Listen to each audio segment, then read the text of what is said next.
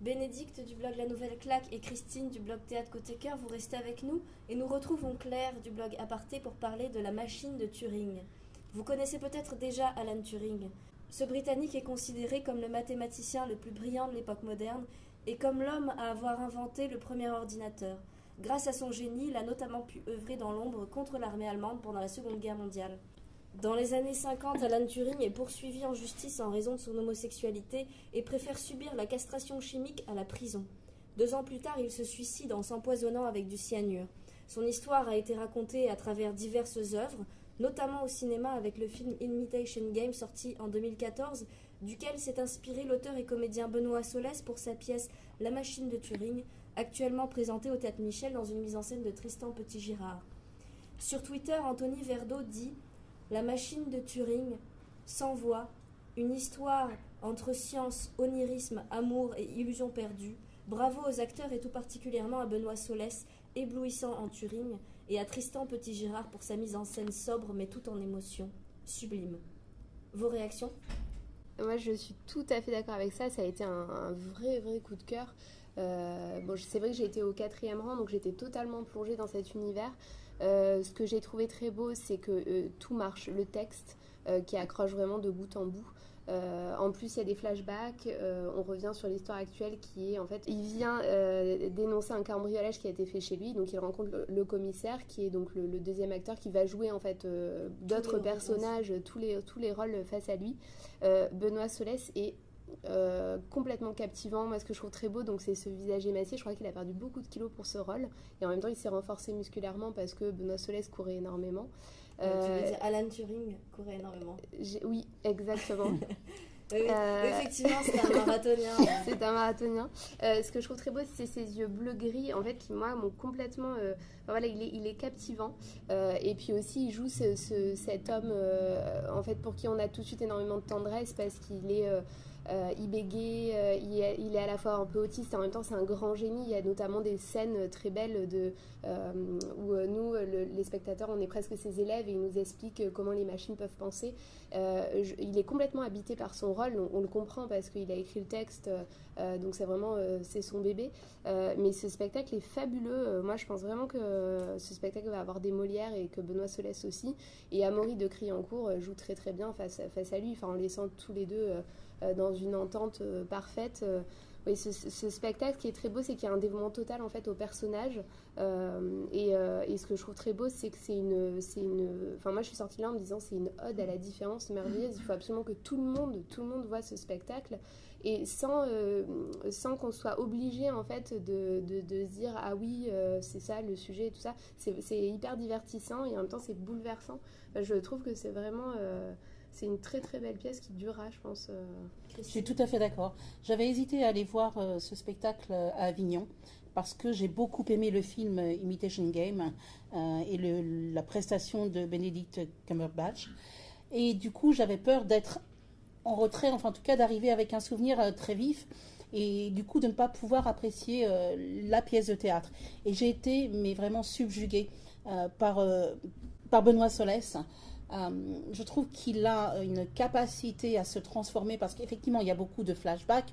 La pièce aborde en fait la vie de Turing et ce personnage touchant, très émouvant, autiste comme tu le dis et en même temps un immense génie des mathématiques, mais qui est très réservé, qui est quand il rencontre, qui est homosexuel donc, et quand il rencontre celui qui va partager un petit peu sa fin de vie et l'aider à se réaliser, c'est un petit garçon. Quand il nous raconte la disparition de son meilleur ami, on a les larmes aux yeux. Enfin, il est vraiment touchant, émouvant, et il a une capacité d'expression, à se transformer, à passer du gamin à l'étudiant, au mathématicien passionné, à l'autiste qui bègue, qui bégait, pardon, lorsqu'il est devant le policier parce qu'il n'a pas envie de tout dévoiler de cette histoire. Et sa gestuelle est absolument admirable. d'une seconde à l'autre, il passe d'une étape à l'autre, enfin d'une période à l'autre de la vie d'Alan Turing. Et tu as raison, c'est vraiment une ode à la diversité et au droit à la différence. Et je lui souhaite d'avoir le Molière parce que vraiment, c'est une prestation absolument exceptionnelle. Moi, par contre, je vais contrebalancer un peu. J'avais fait ce que tu n'as pas fait, c'est-à-dire aller le voir au Festival d'Avignon, donc assez tôt dans la création de cette pièce. Je vais commencer par le positif. J'étais très intriguée par le sujet de la science traité au théâtre, parce que justement, comme le théâtre est un champ d'ouverture et que je ne connais pas, je ne m'intéresse pas vraiment à la science, je trouvais ça super intéressant et c'est bien fait. On sent vraiment l'envie de rendre hommage et la construction de la pièce est intelligente. On a un Benoît Solès qui est tantôt acteur, tantôt narrateur, et je trouve que le point de départ d'après-guerre est astucieux. Pour autant, j'ai une réserve parce que je l'ai vu donc en juillet 2018 et j'en ai rien gardé dans le sens où c'est bien interprété, mais pour moi ça se déroule sans émotion particulière et je vois quelque chose qui est joli et qui se passe bien, mais j'en garde rien du tout. Et du coup, une petite réserve par rapport à vous parce que elle n'a pas fait son chemin pour moi cette pièce et elle a disparu dans mon esprit, quoi. Donc voilà. Elle a peut-être un petit peu évolué aussi depuis Avignon. C'est possible, ouais. Il est possible qu'il y ait eu des choses qui soient resserrées et qui soient c'est possible. mieux articulées. Et ça n'enlève rien au fait que les acteurs étaient bons et que c'est une bonne pièce. Et pourtant, j'ai pas de coup de cœur parce que ça a rien créé.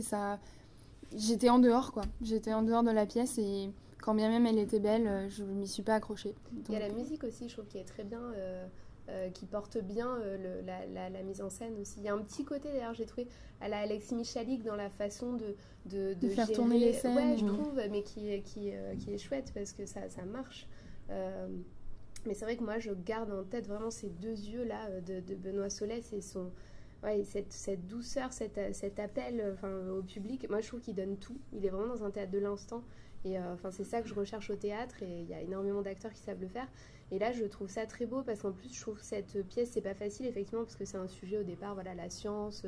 C'est vrai que c'est plus un sujet de cinéma. Et c'est bien que ce soit monté au théâtre. Voilà, et il arrive avec deux acteurs et un texte à nous emporter totalement. Enfin, toi apparemment non, mais c'est vrai que la plupart des gens sont quand même emportés.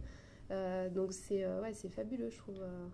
Il y a un très beau travail de lumière aussi. Oui. C'est vraiment un spectacle complet entre le texte, la mise en scène, le jeu des comédiens, la fluidité de l'ensemble, le décor qui est très réussi. Et là encore, on passe dans plusieurs lieux et d'une manière très, très fluide.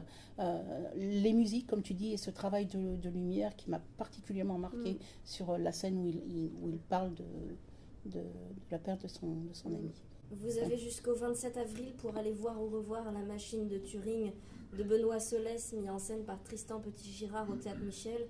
Les représentations ont lieu du mardi au samedi à 21h et en matinée le samedi à 16h30 et le dimanche à 16h.